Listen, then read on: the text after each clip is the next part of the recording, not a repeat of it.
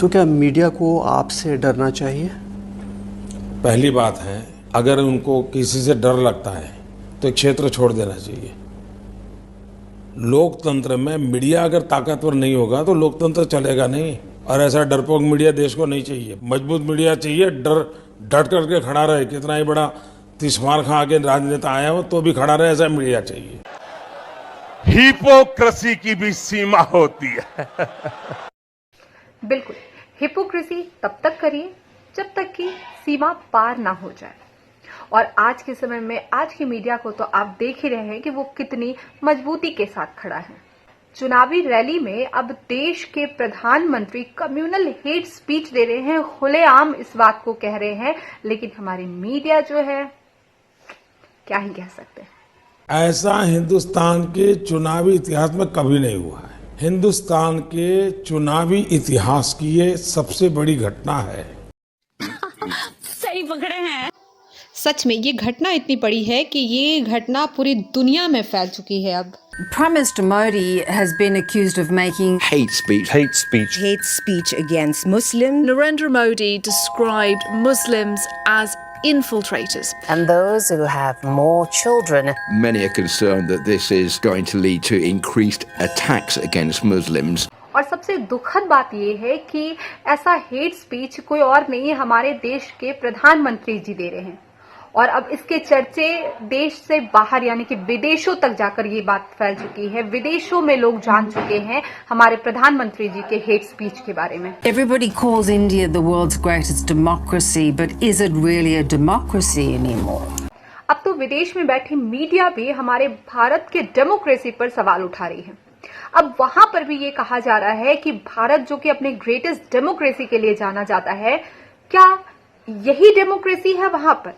Democracy का रूप ही यहाँ पर बदला बदला सा नजर आ रहा है, जिसके चर्चे देश और विदेशों में फैल गए हैं। पूरी दुनिया में प्रधानमंत्री मोदी के भाषण की निंदा होने लगी है।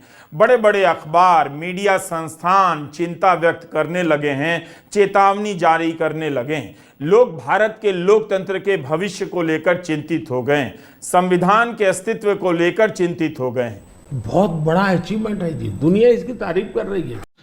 शर्म करो, भगवान से डरो। और अब अपने यहाँ की मीडिया जो कि गोद में बैठी हुई है, जरा उनके सवाल सुनिए, उनके सुनहरे सवाल सुनिए। आपने आपकी पूरी यात्रा में बहुत सारी कठिनाई का सामना किया है। ऐसी हालत में भी आप टफ डिसीजन लेते हैं, ये कैसा कर पाते हैं? इसी से जुड़ा सवाल था कि आपको हम लोग देखते हैं, हमको आपका शेड्यूल मिलता है, आप इतना ट्रैवल कर रहे हैं, दिन में 5, 4, 6 रैली, वो भी कोई इस प्रदेश में तो कोई दूर दूसरे प्रदेश में। तो इस सब में आप फिट कैसे रहते हैं? कौन सी ऐसी शक्ति है जो आपको ये दृढ़ संकल्प दे रही है आगे बढ़ने का? हो क्या रहा है? हो क्या रहा है? ओहो, क्या सवाल है। सवाल में क्या मधुरता है। मतलब इतना हेक्टिक शेड्यूल, उसके बाद भी आप इतनी यात्राएं कर रहे हैं, आप फिट कैसे रह लेते हैं? मतलब भाई, मतलब क्या ही बताऊं। अगर आपके बदले ना कोई 6th क्लास का बच्चा भी आकर बैठ जाए ना, तो 4-5 ढंग के सवाल पूछ के आएगा हमारे प्रधानमंत्री जी से। इतना ही नहीं, सवाल तो इनसे पूछा नहीं जाता है, लेकिन उसके अलावा इनकी बेशर्मी तो देखिए कि जब हमारे प्रधानमंत्री जी हेट स्पीच देते हैं, तो उस हेट स्पीच को ये लोग खुलेआम पेश कर रहे हैं, ये कहकर कि ये प्रधानमंत्री जी का मास्टर स्ट्रोक है। मतलब बेशर्मी की भी एक सीमा होती है, इन्होंने तो सीमा को ही पार कर दिया। प्रधानमंत्री नरेंद्र मोदी ने कांग्रेस पर अब तक का सबसे बड़ा हमला बोला है। प्रधानमंत्री मोदी ने कांग्रेस पर हमले का गेर एकदम बदल दिया। कांग्रेस की दुखती रग पर हाथ रख दिया है। कांग्रेस के इकोसिस्टम में पूरी तरह से छटपटाहट दिख रही है। पूरा इकोसिस्टम पॉपकॉर्न की तरह उछल रहा है, फात फात फात फात। कांग्रेस और इकोसिस्टम में आग लगी है और इंडी गठबंधन तिलमिला हुई है। पीएम मोदी के बयानों पर तिलमिलाने वाले लोग सीएम योगी आदित्यनाथ के बयानों को सुनेंगे तो उनके कान से धुआं फेंक देगा। तुम्हें शर्म है? कुछ शर्म आया है? तुम्हें शर्म है? इनकी बातों को सुनकर बस एक ही बात कहने को मन करता है कि भाई कम से कम आप पत्रकार होने की एक्टिंग ही कर लीजिए। शायद थोड़ी सी आपकी जो बेशर्मी वाली पेशगी है वो थोड़ी कम हो जाए।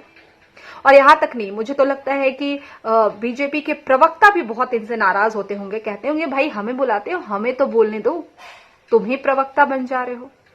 आप ये भी देखिए कि कांग्रेस पर जब भी पीएम मोदी कोई आरोप लगाते हैं तो फौरन पूरा इकोसिस्टम एक्टिव हो जाता है और पीएम मोदी के आरोपों का फैक्ट चेक करने लगता है। एक से बढ़कर एक फैक्ट चेकर, सो कॉल्ड फर्जी फैक्ट चेकर मार्केट में आ जाते हैं। इन छोटे मोटे प्रोग्रामों से कितना कमा लेते हो? और इसीलिए प्रधानमंत्री नरेंद्र मोदी ने सीधा कह दिया है कि बहुसंख्यकों का, हिंदुओं का जो संपत्ति है वो लेकर मुसलमानों को दे देगी कांग्रेस पार्टी। क्या बोला तूने? वो महिलाओं का मंगलसूत्र छीन लेंगे। कुछ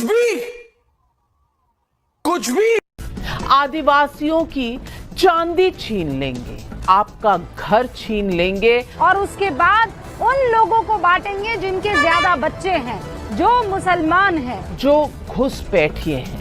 कांग्रेस आपकी संपत्ति घुसपैठियों को दे देगी क्या? और नरेंद्र मोदी ही उसे बचा पाएंगे? अब तो सच बोल दे। क्या कांग्रेस घर, मंगलसूत्र छीन लेगी लेकिन मोदी होने नहीं देंगे? यही है आज सवाल पब्लिक का। अरे नहीं नाविका जी, ये सवाल पब्लिक के सवाल नहीं है, ये तो आपके मालिक के द्वारा लिखे गए स्क्रिप्ट है जिसे दिन रात आप लोग तोते की तरह रटते रहते हैं। तो एटलीस्ट इसे पब्लिक का नाम देके गुमराह ना करें।